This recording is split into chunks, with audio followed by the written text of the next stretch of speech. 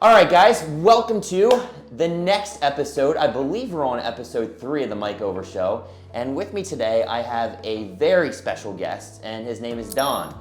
Don is one of those who really has had a life of much success. He was a coach. He's had a lot of background in athletics, athleticism, coaching in general. So he knew the value of being a coach and how great it can be to even have one. But it still took him quite a while to realize that, hey, I need some help with my own health and fitness.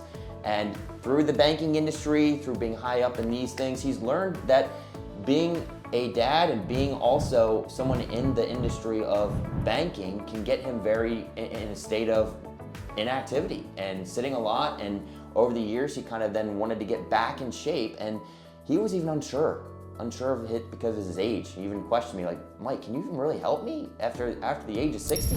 So I want to bring and introduce to you my friend Don, and he's going to now just open up the whole segment today of just saying what finally got you to decide that coaching was the option for you. Yeah. Thanks for having me, Mike. Yeah. You and I probably through Facebook communicated for probably a year before I was convinced to do something. But because I believed I could do it myself.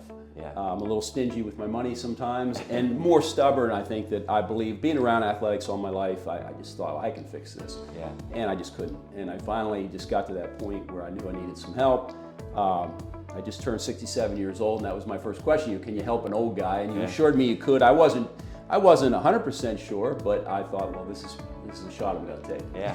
Yeah. So absolutely. That's how we got started. And that's great. And so the biggest thing that you realized once we started, and because there was that skepticism of, man, is this going to work for me?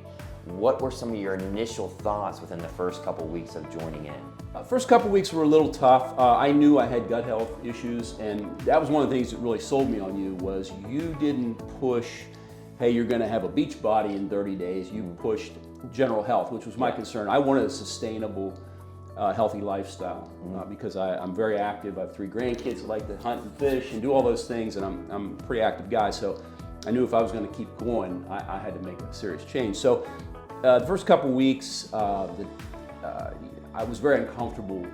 My stomach was unhappy with some of the changes I was making. And I even said something to you one day, hey, Mike, I'm not feeling good, this and that. You said, well, you need to just sort of stay with the program. And at that point, I just made my decision, hey, I'm not going to coach the coach. Yeah. He tells me to stick with, I'm going to. And after about 2 weeks, I started to feel good. Yeah. Bloating went away.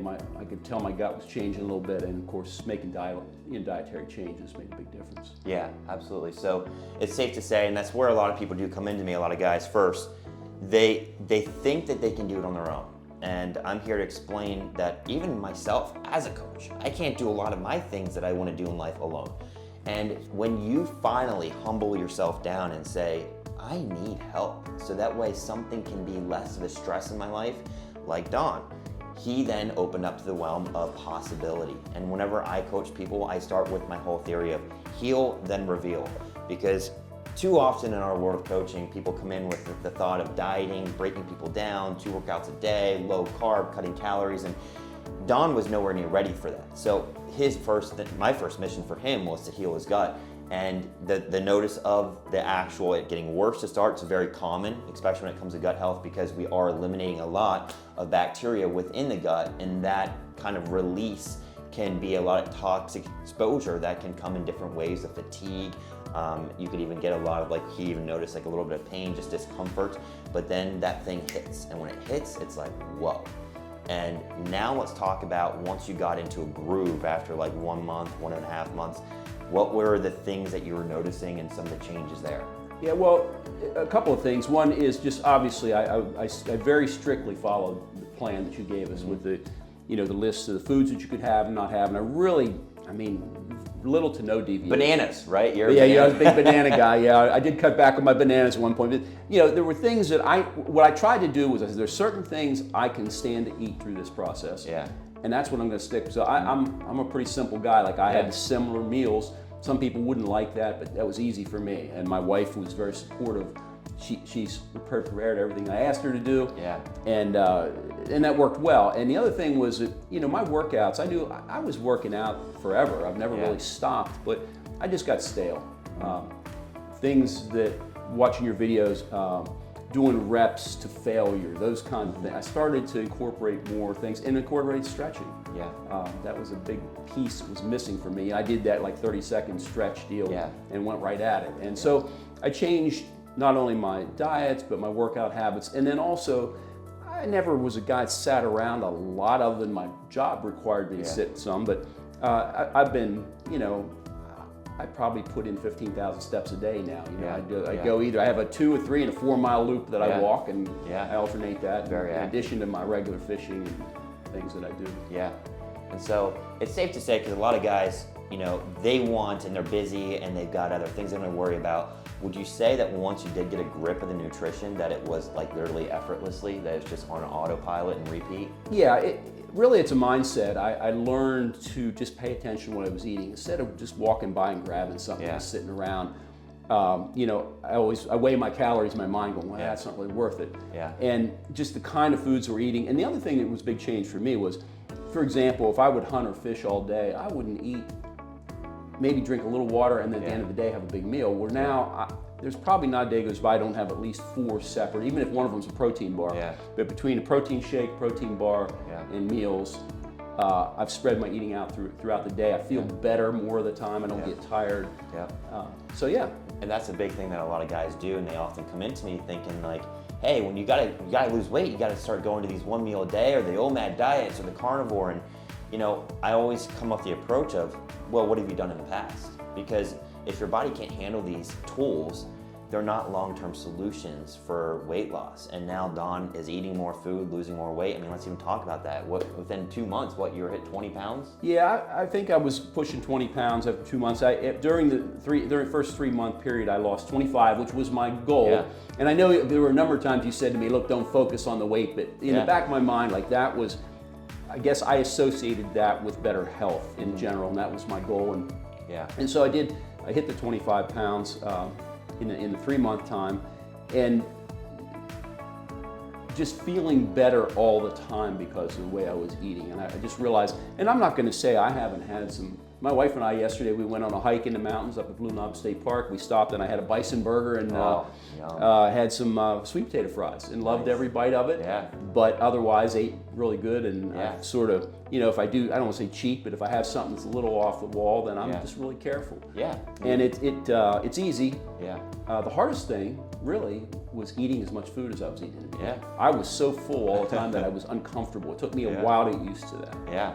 And that's the biggest thing that I even had to struggle with as healing my gut, and a lot of guys don't realize, is that you can eat a lot of food and your body can adapt and change. And when you do undereat, and I think that's why I've been so big, if you follow me on social media, that the problem with America doesn't seem to be obesity and more of the problem of overeating. It's the dangers of malnutrition and undereating and what that can do to the body. And I think so many people get in the mindset of less is more, but in all honesty, Don is 67 years old and was eating over 2,000 calories a day and losing weight. So it is safe to say it's all about the state of the body at what the food comes into.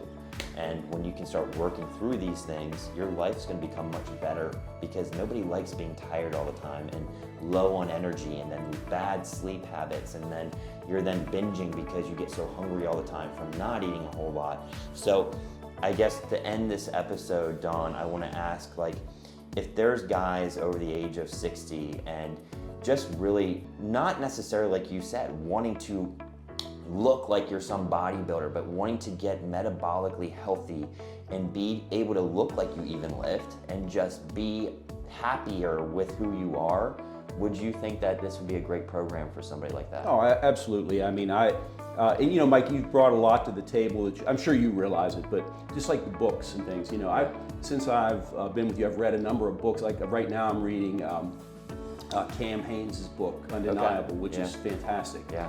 And just really talks about the commitment levels and things. I mean, obviously I'm not going to commit myself to the level he is what he's doing, but it's a mindset, it's a commitment to feeling good, it's a commitment to looking at your life and saying, I want to continue to be able to do these things. And like I said, I was unsure at my age whether it was worth it or not, but yeah, I would highly recommend it, because if you can't figure it out on your own, you need somebody to help you. And it's one of the best. It's a life-changing decision, quite frankly. That's so great. Yeah, it really is. I appreciate it, my friend, and I thank you for giving me the opportunity to work with you. And even, I'm sure if you did this back in your coaching years, you could have taken a lot of this to the guys that you even were coaching in the day and given them some life skills and health skills. Oh, absolutely. And I think back to, I was a college athlete and I played basketball competitively for a lot of years and had a son who was an athlete. So, I was very active and let myself go to a point where I would struggle. Even now, like I fish with a guy who's extremely fit. Yeah. I hunt with a guy that's fit.